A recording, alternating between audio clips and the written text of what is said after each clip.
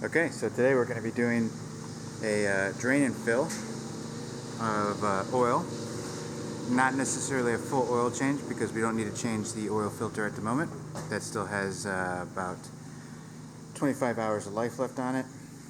The way Husqvarna has their manual set up, you can do the oil basically a drain and fill, and then about 25 to 50 hours later, depending on your conditions, do the oil filter.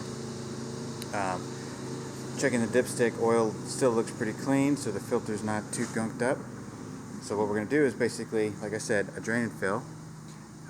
This is the GT54LS. It's a Husqvarna.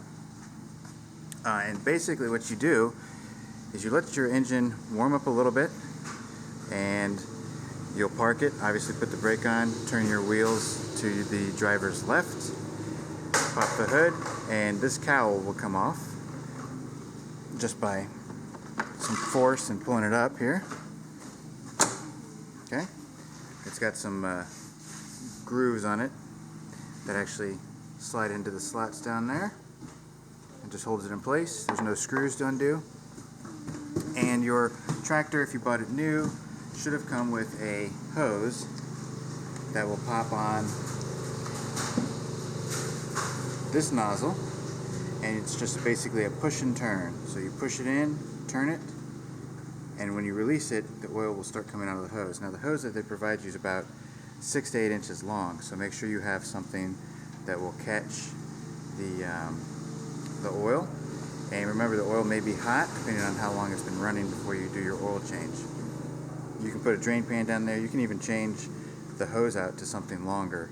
I don't have anything that'll fit on there snugly enough to do that. So I'm just going to hold a jug underneath it and catch the oil. And it's roughly 2 quarts of oil this engine holds, if I'm not mistaken.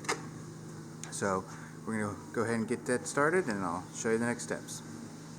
Okay, so I've got it set up. There's my hose. It fits on there nice and snug. It's all the way to the back. And I turn the tire just to hold the jug down. And the hose goes right into the tip of the jug. So hopefully we'll get some oil flowing in there. It'll weigh down the jug so it's not going to shift on me. And we'll just let it drain for about 20 minutes. And then we'll top off the oil right here. Okay, so we finished up the oil change. We put everything back together. We added the oil. Again, check your specs, check your manual for how much you need. My particular mower was just below the fill mark, and it was 48 ounces.